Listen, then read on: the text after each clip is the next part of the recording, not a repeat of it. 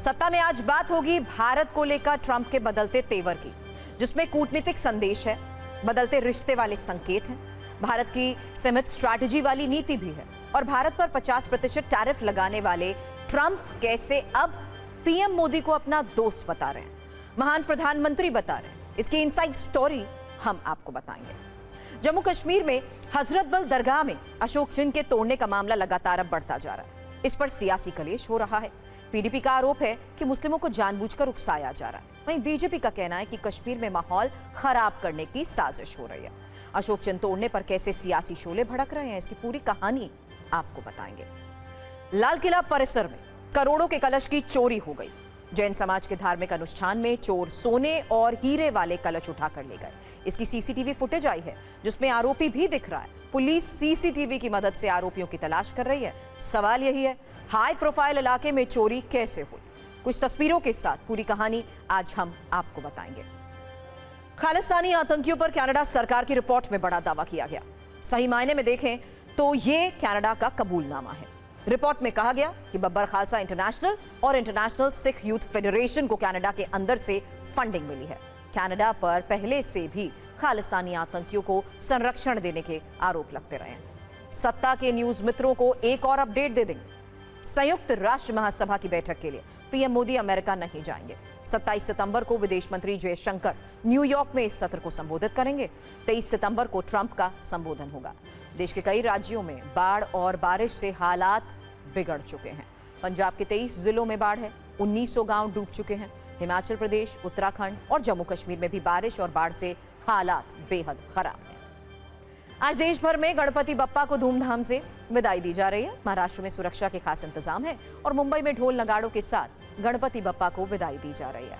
मुंबई में 21,000 पुलिसकर्मी तैनात किए गए हैं। एआई से भी निगरानी की जा रही है। अब सत्ता में सबसे पहले बात करते हैं अमेरिका के राष्ट्रपति डोनाल्ड ट्रंप की, जिनका हृदय परिवर्तन, विचार परिवर्तन, फैसला परिवर्तन हर नई सुबह के साथ होता है। जिस तरह अखबार में प्रत्येक दिन नई हेडलाइंस के साथ नई खबरें प्रकाशित होती हैं, ठीक उसी तरह ट्रंप के बयान भी हर दिन नई हेडलाइंस और ब्रेकिंग न्यूज की तरह आ जाते हैं। कभी कभी तो ट्रंप का मन सुबह से शाम होते होते ही बदल जाता है।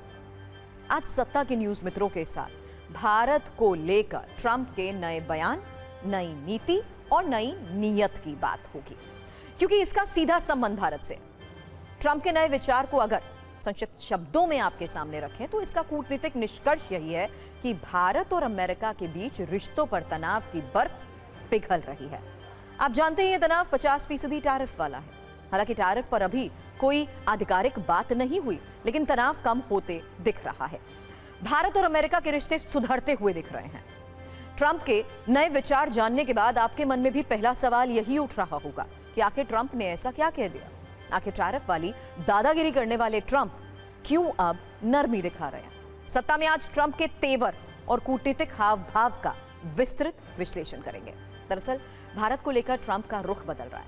ऐसा सुनने के बाद आपके मन में भी एक ही वाक्य आ रहा होगा कि ये तो होना ही था। ट्रंप के टैरिफ वाले फैसले के बाद भारत ने जिस तरह नए रास्ते तलाशे, नए समीकरण बनाए, अमेरिका पर कूटनीतिक दबाव बनाया, इसके बाद हर किसी को ट्रंप को लेकर यही लग रहा था कि ये तो होना ही था। आपको भारत और अमेरिका के रिश्ते को सरल भाषा में समझाने के लिए ही दो तस्वीरें दिखा रहे हैं। एक तस्वीर में दूरियां, दूसरी तस्वीर दोस्ती की कहानी को बयां कर रही है। ट्रंप की भाषा में कहें तो एक तस्वीर में रिश्ते अपसेट हैं, दूसरी तस्वीर में रिश्ते रीसेट हो रहे हैं। सवाल यही है, ट्रंप की आंखों पर बंधी पट्टी अब कैसे हट रही है? ट्रंप का रुख भारत को लेकर अब क्यों नॉर्मल हो रहा है? इसे भारत और अमेरिका की स्ट्रैटेजी को एक तराजू पर रखकर इसको तौल कर देखते हैं, समझाते हैं आपको। ट्रंप के विचार परिवर्तन की असली वजह क्या है? टैरिफ दर्शी वाले ट्रंप अब कैसे दूरदर्शी हो रहे हैं? एक तरफ है ट्रंप की बड़बोली नीति, जो पिछले कुछ दिनों से पूरी दुनिया देख रही है। दूसरी तरफ है भारत की संयमित कूटनीति, जिसका पलड़ा भारी है। भारत के कूटनीतिक वजन से ट्रंप को अब टेंशन हो रही है। द ग्रेट पाकिस्तान की रट लगाने वाले ट्रंप अब भारत के प्रधानमंत्री को महान कह रहे हैं। भारत के साथ रिश्ते सुधारने पर जोर दे रहे हैं। आप खुद सुनिए।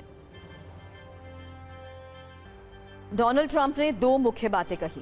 पहली ये कि हमेशा वो पीएम मोदी के दोस्त रहेंगे। दूसरी बात ये कि पीएम मोदी के विचारों की वो सराहना करते हैं।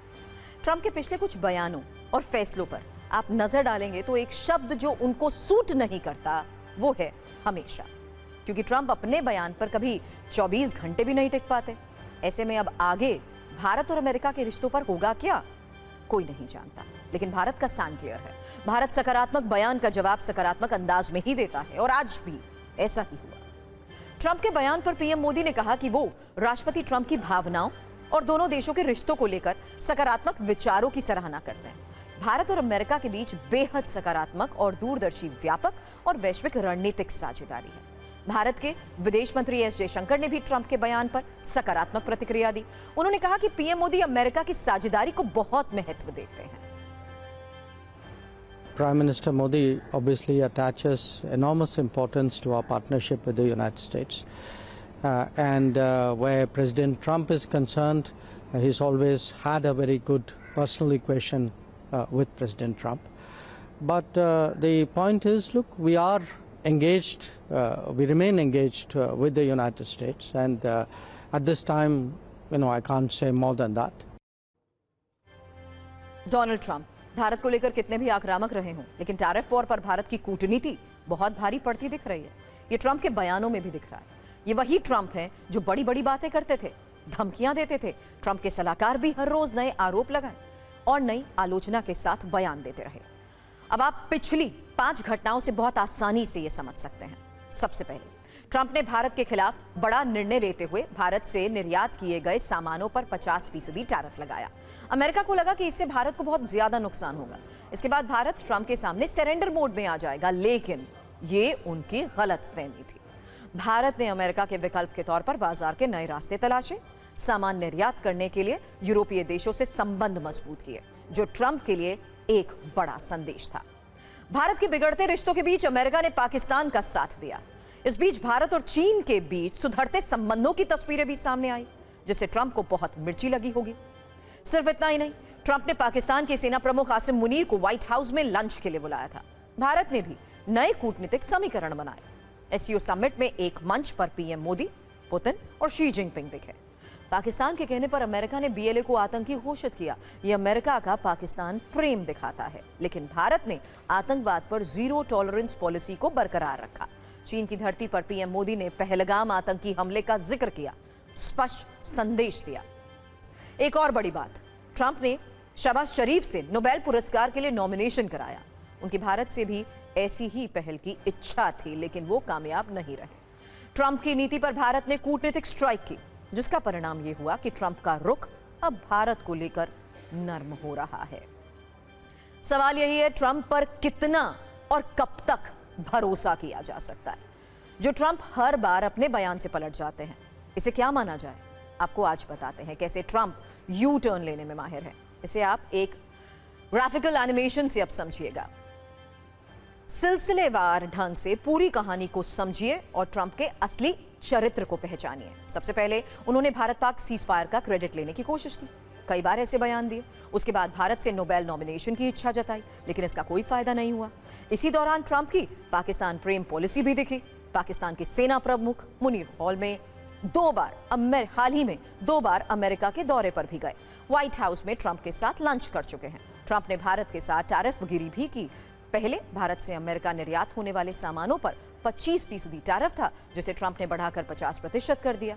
यहां पर नोट करने वाली बात यह है कि ये भारत रूस तेल डील पर ट्रंप की ईर्ष्या थी, लेकिन अब ट्रंप के भाव बदल रहे हैं। कल उन्होंने कहा था कि लगता है अमेरिका ने भारत को खो दिया। आज उन्होंने कहा कि पीएम मोदी मेरे बहुत अच्छे दोस्त हैं। पीएम मोदी ऐतिहासिक प्रधानमंत्री हैं। अब इस रुख पर ट्रंप कितने दिन कायम रहेंगे, कहना मुश्किल है। हाल ही में ट्रंप ने ऐसे बयान दिए हैं। सारे बयानों को सुनकर ट्रंप को लेकर आपके मन में एक फिल्मी डायलॉग जरूर आएगा। वो ये कि एक बार कमिटमेंट कर दी, फिर मैं तोड़ता जरूर हूं। ट्रंप इसी तरह के कूटनीतिक डायलॉग के लिए प्रसिद्ध है। इस पर कैसे फिनलैंड, ऑस्ट्रेलिया, जर्मनी के नेता ट्रंप को नसीहत दे रहे हैं। भारत और अमेरिका के रिश्तों पर भारत में सियासी प्रतिक्रियाएं भी आ रही हैं। कोई ट्रंप को अस्थिर बता रहा है, कोई भारत के हित पर फोकस करने की बात कह रहा है। आप सुनिए कैसे ट्रंप पर भारत में सियासी चिंगारियां हैं।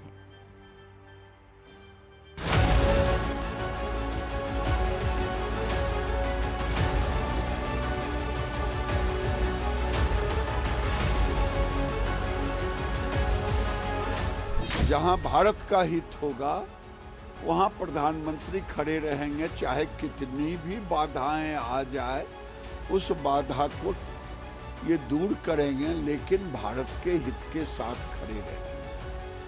ट्रम्प और मोदी जी में क्या दोस्ताना है वो अपनी, मुझे तो भारत के हित है। अमेरिका जैसे देश को हम नहीं छोड़ सकते क्योंकि बड़े पैमाने पर व्यापार अमेरिका का है। ट्रंप का टोटल व्यवहार टैरिफ वाला दोस्ताना नहीं था, इसलिए हम लोगों को सूझबूझ के साथ कदम उठाने चाहिए। अमेरिकन प्रेसिडेंट से ज़्यादा इनकंसिस्टेंट व्यक्ति अभी पृथ्वी पर कोई नहीं, किसी देश का, और हम उस ट्रैप में बिल्कुल नहीं फंसे। So I think there has been a gradual softening of the tone. Today we've seen something that was positive. And I think this is, we must still be cautiously optimistic about it. President Trump is often prone to changing his views, and that also on social media. Pretty frequently he can, swing wildly from appreciation to criticism. Trump के बाद अब उनके नए शागिर्द Pakistani field marshal Asim Munir की बात करते हैं, जो अपने फायदे के लिए ट्रंप के सामने किसी रेड कार्पेट की तरह बिछ गए थे। पाकिस्तान के इस जनरल को जब जहां जिससे फायदा दिखता है वो उसी की चापलूसी शुरू कर देते हैं। पिछले कुछ महीनों से मुनीर का पूरा ध्यान ट्रंप की चापलूसी करने पर था, जिसका नतीजा आज ट्रेंड कर रहा है। मुनीर को लेकर नागरिकता वाली वो चर्चा हो रही है जिससे पाकिस्तान में बहुत हलचल है। पाकिस्तान से आ रही कई रिपोर्ट्स में यह दावा किया जा रहा है आसिम मुनीर की पत्नी और उनके 3 बच्चों को अमेरिका की नागरिकता मिल गई है। इन दावों को इसलिए भी हवा मिल रही है क्योंकि पाकिस्तानी फील्ड मार्शल मुनीर ने 2 महीने में 2 बार अमेरिका का दौरा किया है। व्हाइट हाउस में डोनाल्ड ट्रंप के साथ लंच किया, ट्रंप को नोबेल पुरस्कार के लिए नॉमिनेट भी किया। तब चर्चा थी इस नोबेल वफादारी के बदले मुनीर ने ट्रंप से सदा के लिए सैन्य सत्ता में बने रहने का आशीर्वाद मांगा। लेकिन नए दावों के बाद लग रहा है कि मुनीर ने ट्रंप से नागरिकता वाली डील की थी। उन्होंने ट्रंप से कहा होगा कि मेरे परिवार को अमेरिकी नागरिकता दे दीजिए, मेरे बच्चे और पत्नी अमेरिका में बसना चाहते हैं, नोबेल के बदले आप उनकी ये इच्छा पूरी कर दीजिए। मुनीर ने शायद ये अनुरोध इसलिए भी किया होगा क्योंकि पाकिस्तान में विरोध बढ़ा तो उन्हें भी अमेरिका भागना पड़ सकता है। फिलहाल जो चर्चाएं हैं उसके मुताबिक मुनीर की पत्नी सैयद आयरम और उनके 3 बच्चों को अमेरिकी नागरिकता मिली है। दावा यह भी किया जा रहा है कि सैयद आयरम ने जून महीने में अमेरिकी नागरिकता के लिए आवेदन किया, अगस्त में उन्हें अमेरिकी नागरिकता दे दी गई। उनके 3 बच्चों को भी अमेरिकी पासपोर्ट जारी हो गए। कहा यह भी जा रहा है कि विरोध बढ़ा तो मुनीर ने भी अमेरिका भागने की तैयारी कर ली है। इसके लिए वो अमेरिका में प्रॉपर्टी खरीद रहे हैं। सेना प्रमुख के तौर पर भ्रष्टाचार से कमाए पैसे को अमेरिका में निवेश कर रहे हैं। मीडिया रिपोर्ट्स में यह भी दावे किए जा रहे हैं, हालांकि कोई आधिकारिक पुष्टि नहीं हुई है। ना तो पाकिस्तान ने कोई प्रतिक्रिया दी है और ना ही अमेरिका ने। लेकिन खास बात यही है कि पाकिस्तान ने अभी इन खबरों को नकारा भी नहीं है। पाकिस्तान में दोहरी नागरिकता कानूनी तौर पर मान्य है। पाकिस्तान का कानून 22 देशों की दोहरी नागरिकता को मान्यता देता है, जिसमें ब्रिटेन, कनाडा के साथ अमेरिका भी शामिल है। दिलचस्प बात यह है कि दोहरी नागरिकता वाले लोगों को सरकारी नौकरी की अनुमति नहीं है। ऐसे में हो सकता है मुनीर ने पहले अपने परिवार के लिए अमेरिकी नागरिकता का इंतजाम किया ताकि जरूरत पड़ने पर वो खुद भी अमेरिका आसानी से भाग पाए। वैसे भी तख्ता पलट या भ्रष्टाचार के बाद विदेश भाग जाना पाकिस्तानी जनरल्स की पुरानी रणनीति रही है। पाकिस्तान के पूर्व आर्मी चीफ परवेज मुशर्रफ को जब साल 2008 में महाभियोग वाला डर लगा तो वो दुबई चले गए, बाद में लंदन जाकर रहने लगे। एक और सैन्य ऑफिसर जनरल राहील शरीफ रिटायरमेंट के बाद सऊदी अरब चले गए, वहां जाकर सैन्य सलाहकार बन गए। पूर्व ISI chief lieutenant general Ahmed Shuja Pasha भी रिटायरमेंट के बाद दुबई जाकर बसे। जनरल अशफाक परवेज कयानी की कहानी ने तो हर किसी को हैरान कर दिया था। खबर आई उन्होंने एक पूरा आइलैंड खरीद लिया। जनरल कमर जावेद बाजवा की कमाई का आंकड़ा लीक हुआ तो पाकिस्तान की हकीकत सामने आई। पता चला कि उनकी पत्नी सिर्फ 6 साल में 2 अरब रुपए से ज्यादा की मालिक बन गई। पाकिस्तानी सेना में भ्रष्टाचार की कहानी इससे भी कई आगे तक है। वहां सीधा सा एक फॉर्मूला है, भ्रष्टाचार से पैसा कमाओ और फिर विदेश भाग जाओ। वैसे पाकिस्तान के हालात बता रहे हैं कि ज्यादा वक्त आसिम मुनीर के पास भी नहीं है। इमरान खान पर हो रहे अत्याचार को लेकर मुनीर का विरोध बढ़ता जा रहा है और पाकिस्तान में पूर्व प्रधानमंत्री इमरान खान की बहन अलीमा खान पर अंडा फेंका गया। वो रावलपिंडी की अदियाला जेल के बाहर पत्रकारों से बात कर रही थी। इमरान खान फिलहाल अदियाला जेल में बंद है।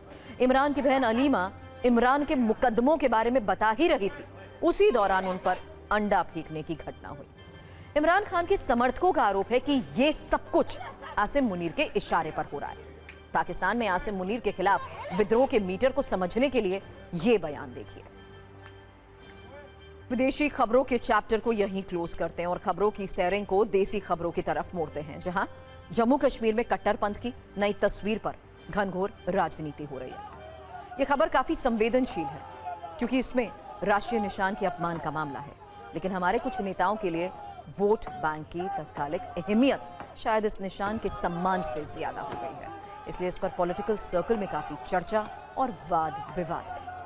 दरअसल जम्मू कश्मीर के हजरत बल दरगाह में एक उद्घाटन पट्टिका लगी थी, जिसके एक कोने में भारत के राष्ट्रीय चिन्ह अशोक स्तंभ की छोटी सी तस्वीर उकेरी गई। कल शुक्रवार को ईद मिलाद के मौके पर ही अशोक स्तंभ वाली एक नवनिर्मित शिलापट को कुछ लोगों ने तोड़ दिया। जुम्मे की नमाज के बाद भीड़ शिलापट के पास जमा हो गई, वक्फ बोर्ड के खिलाफ नारे लगाए और पत्थरबाजी की। इस घटना को लेकर विवाद खड़ा हो गया है। नेशनल कॉन्फ्रेंस और दूसरे दलों ने इसे धार्मिक भावनाओं से खिलवाड़ बताया है। पीडीपी नेता इल्तिजा मुफ्ती ने आरोप लगाया कि मुस्लिम समुदाय को जानबूझकर उकसाया जा रहा है, जबकि जम्मू कश्मीर के मुख्यमंत्री उमर अब्दुल्ला ने कहा कि मैंने कभी किसी धार्मिक स्थल पर राष्ट्रीय प्रतीक चिन्ह का इस्तेमाल होते नहीं देखा, तो हजरत बल दरगाह के पत्थर पर प्रतीक चिन्ह लगाने की क्या जरूरत थी। जबकि बीजेपी सांसद गुलाम अली खटाना ने कहा कि कश्मीर में माहौल खराब करने की साजिश हो रही है, इस पर सख्त कार्रवाई होनी चाहिए।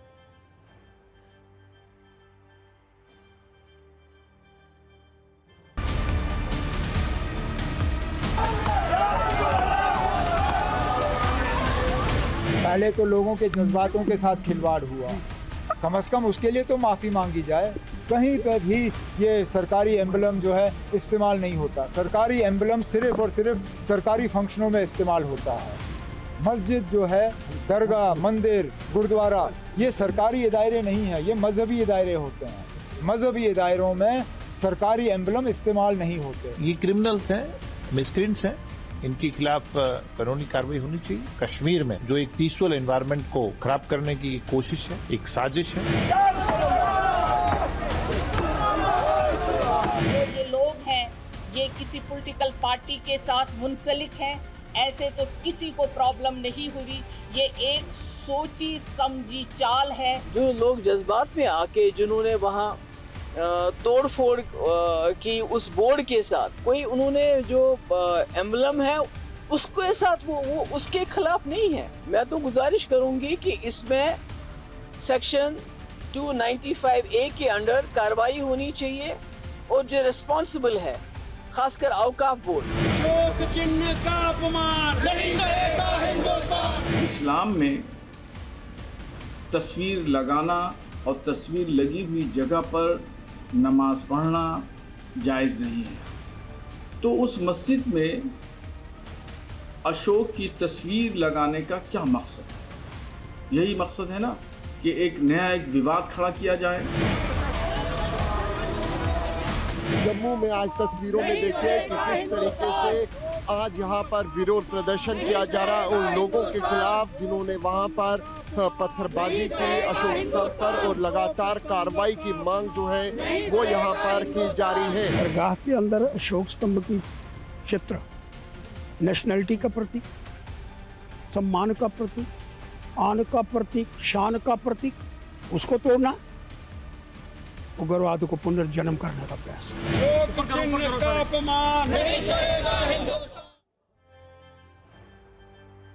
दरगाह हजरत बल की देखरेख की जिम्मेदारी जम्मू कश्मीर वक्फ बोर्ड के अधीन है। उन्हीं की जानकारी और सहमति से उद्घाटन पट्टिका पर अशोक स्तंभ लगाया गया था।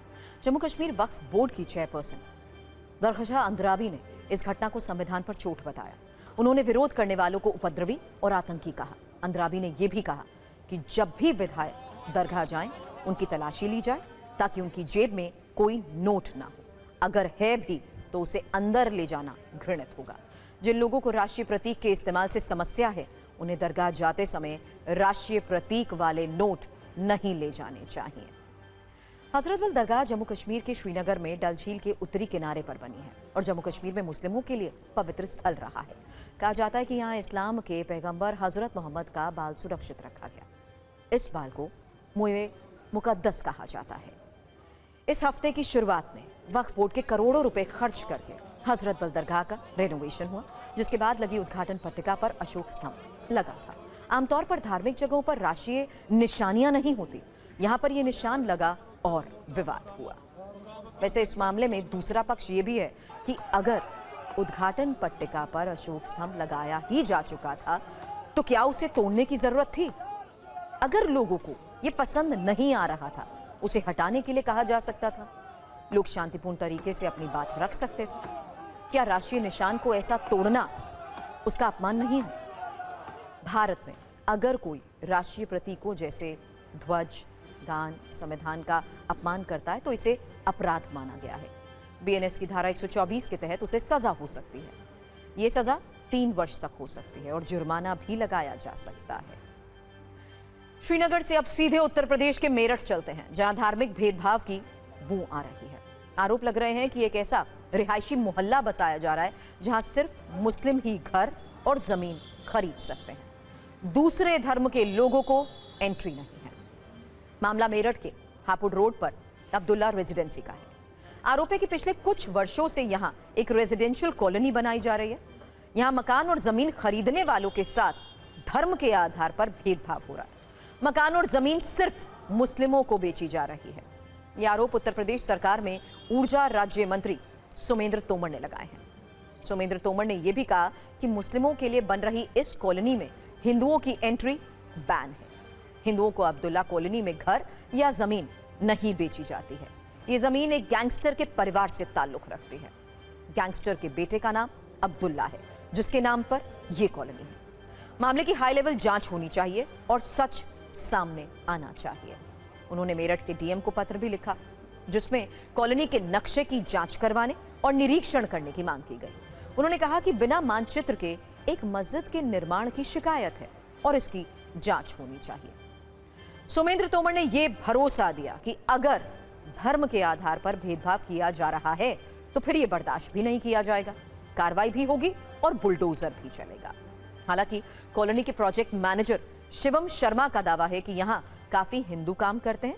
इस कॉलोनी के director retired major general Javed और महेंद्र गुप्ता हैं। इस कॉलोनी का किसी गैंगस्टर से कोई लेना देना नहीं है। एक बार सुनिए मामले में आरोप और आरोपों के जवाब क्या हैं।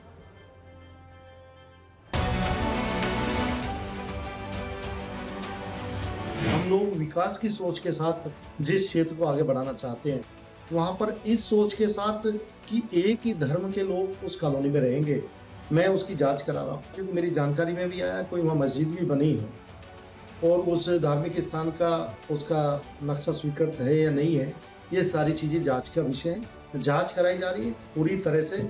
हम लोग जिला स्तर पर और आवश्यकता पड़ी तो उच्च स्तरीय उसकी जांच कराएंगे, लेकिन इस तरह की कोई भी गतिविधियाँ मेरठ के अंदर नहीं होने दी जाएगी।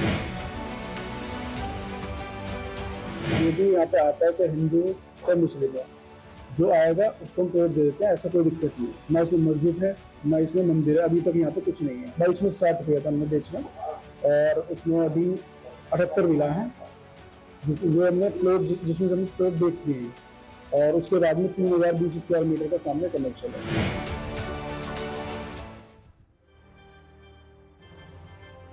ऊर्जा राज्य मंत्री सोमेंद्र तोमर के आरोपों पर मेरठ के डीएम ने जांच के आदेश दे दिए हैं और जांच के लिए आवास विकास परिषद और मजिस्ट्रेट लेवल की 2 टीमें बनाई गई हैं। 1 हफ्ते के अंदर जांच रिपोर्ट देने का आदेश भी दिया गया। रिपोर्ट के आधार पर कानूनी कार्रवाई की जाएगी। जांच के बाद ही पूरा सच सामने आएगा कि क्या धार्मिक आधार पर मकान और जमीन बेची जा रही थी या ये सिर्फ अफवाह है। वैसे कुछ दिन पहले ही मुंबई में मुस्लिम मोहल्ले वाला एक विज्ञापन आया था और आरोप लगा था कि हिंदुओं के नाम पर डराकर मुस्लिमों को फ्लैट बेचने के लिए हलाल सोसाइटी के नाम का विज्ञापन बना था। मामले में एक कंस्ट्रक्शन कंपनी ने विज्ञापन जारी किया था, जिसमें यह बताया गया था कि एक ऐसी सोसाइटी बनाई जा रही है जिसमें मुस्लिम अपनी वैल्यूज और धार्मिक गतिविधि को बिना रोक टोक कर पाएंगे। इस विज्ञापन में सिर्फ मुस्लिमों को ही दिखाया गया था। इस पर भी काफी विवाद हुआ था। आपको बता दें कि इस विज्ञापन में मुंबई के पास कुर्जत के एक हलाल लाइफस्टाइल वाली टाउनशिप बनाने का भी दावा किया गया था। इसमें यह कहा गया कि हलाल सोसाइटी में विशाल मस्जिद होगा। वैसे ये पूरा विज्ञापन एक विभाजनकारी सोच को दर्शाता है, जिसमें धर्म के आधार पर भेदभाव वाली कुंजी है। सत्ता में आगे बढ़ते हैं और कलश चोरी वाली वो वीडियो कुंजी दिखाते हैं जिसकी आज खूब चर्चा हो रही है। इसकी शुरुआत होती है दिल्ली के लाल किला परिसर से, जहां जैन समाज का एक धार्मिक आयोजन हो रहा है। आयोजन से करोड़ों रुपए के 2 कलश चोरी हो गए। घटना 3 सितंबर की है, जिसका सीसीटीवी वीडियो अब सामने आया। वीडियो में संदिग्ध चोर दिखाई दिया। वीडियो में दिखा एक व्यक्ति जैन पुजारी के वेश में आया, कीमती सामान से भरा बैग लेकर चला गया। एक संदिग्ध शख्स जैन शिविर के किचन में धीरे धीरे दाखिल हुआ। किचन स्लैब पर रखे एक बैग में हाथ डाला और कुछ ढूंढने की कोशिश की। फिर वहां रखा एक दूसरा बैग लेकर बाहर निकल गया। पुलिस अब इन्हीं सीसीटीवी फुटेज के आधार पर आरोपी की पहचान कर चुकी है। पुलिस को मिली शिकायत के मुताबिक इस जैन अनुष्ठान से 2 कलश चोरी हुए, जिसमें एक कलश की कीमत करीब 1 करोड़ रुपए है, जो करीब 760 ग्राम सोने से बना हुआ है। दूसरे कलश में 115 ग्राम के हीरे, पन्ने और माणिक जड़े हैं। इन्हें जैन धर्म में पवित्र माना जाता है और ये विशेष अनुष्ठान में काम आते हैं। कारोबारी सुधीर जैन रोजाना पूजा के लिए ये कलश लेकर आते थे। अब पुलिस जल्द ही आरोपी को गिरफ्तार करने की बात भी कह रही है, क्योंकि ये आयोजन दिल्ली के लाल किला परिसर में था, इसलिए कानून व्यवस्था पर सवाल उठाने वाले सियासी बयान भी आ रहे हैं।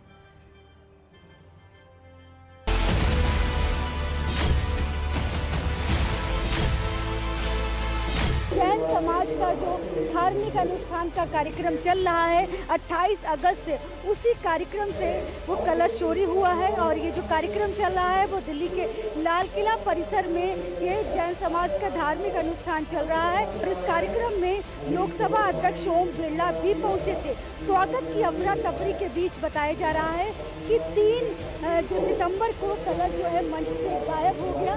कलश था जो बताया जा रहा है कि सोने का बना हुआ था और उसके ऊपर प्रेशियस स्टोन्स भी लगे हुए थे। उसके चोरी होने की घटना सामने आई थी। उसके बाद हमने उसमें केस दर्ज उसी दिन करके उसके ऊपर हमारी स्पेशल स्टाफ की टीम भी है, थाने की टीम भी है और 2 और स्पेशल टीम भी हैं जो इसके ऊपर लगी हुई हैं। आरोपी अभी हमारे सस्पेक्ट्स 2-3 सस्पेक्ट्स हैं। अभी हम पिन पॉइंट तो जब हो जाएगा उसके बाद ही कर पाएंगे। वो शख्स एक बहुत शातिर आदमी है। पुजारी बन के वो हमारे पुजारी की ड्रेस में आके पूजा में शामिल हो गया। पूजा में आदमी मग्न हो जाता है। उस दौरान उसने मौका देख के वो बैग पार कर लिया। उसका और सत्ता में अब आपको भोपाल लेकर चलते हैं, जहां TV9 का खास शो मध्य प्रदेश सत्ता सम्मेलन हो रहा है। और इस सत्ता सम्मेलन में सत्ता पक्ष और विपक्ष के नेताओं के अलावा फिल्म जगत से जुड़ी हस्तियां भी शामिल हुई। जहां मध्य प्रदेश के सीएम मोहन यादव ने राहुल गांधी के वोट चोरी वाले आरोपों का जवाब दिया। राहुल गांधी की हाइड्रोजन बॉम्ब वाली धमकी को बेदम बताया। हमने आपके लिए सत्ता सम्मेलन की हाइलाइट्स वाली एक खास रील तैयार की है। कांग्रेस ये क्यों कहती है कि आप मध्य प्रदेश को 200 साल पीछे ले गए हैं? कांग्रेस की दिक्कत ये है कि कांग्रेस चाह रही कि ये इनके इन प्रकार सत्ता ले ले। कांग्रेस के कहने पे जनता नहीं है तो हम क्यों मानने वाले? हम तो कांग्रेस को हरा के जीते ना। राहुल और तेजस्वी दोनों आरोप लगा रहे हैं, SIR का नाम लेकर कह रहे हैं कि उससे वोट चोरी हो रही है। राहुल तो यहां तक कह रहे हैं कि पहले एटम बम फोड़ा, अब हाइड्रोजन बम फोड़ूंगा। ये ऐसा हो गया कि मैं घर में रस्सी बम लाए उसको एटम बम बन के अपने से जला लूंगी। एटम बम में तो मान ले भैया, एटम बम में दुनिया तो नहीं मानती है। वो खुद ही मान रहा है एटम बम में, परमाणु बम में, हाइड्रोजन बम में। कौन भरोसा कर रहा है उनकी बात पे? आपके ऊपर ये आरोप लगता है कि मोहन यादव जी मुस्लिम विरोधी हैं। क्या वाकई मोहन यादव जी को मुसलमानों से दिक्कत है?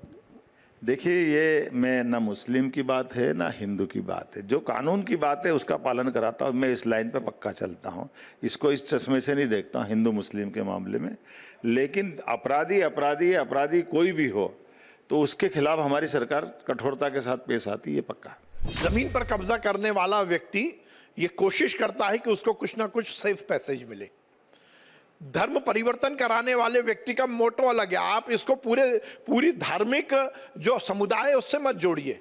ये गैंग है, मैंने बोला स्ट्रक्चर्ड क्राइम है। ये जो क्राइम करते हैं उसको रोकना पड़ेगा और सरकार तो अपना काम करेगी। भारतीय जनता पार्टी की सरकार ने धर्म परिवर्तन कराने की आड़ में जो गड़बड़ करते हैं उनके खिलाफ एक कानून हमने बनाया है धर्म स्वातंत्र अधिनियम, उसके तहत हम लोगों को सजा दे रहे हैं। लैंड जिहाद जो करते हैं उसमें नजूल के नीचे के अमले को ये सख्त निर्देश दिए हैं कि ऐसा नहीं चलेगा, परंतु केवल सरकार के भरोसे कोई समस्या का हल नहीं होगा, उसमें समाज को जगाना होगा। कंगना रनौत को जानते हैं?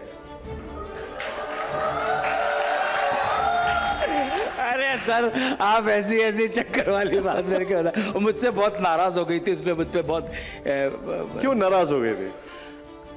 सर, अब मैं फिल्में नहीं देखता हूं और नहीं जानता हूं, तो किसी को ना जानना अज्ञानी होना।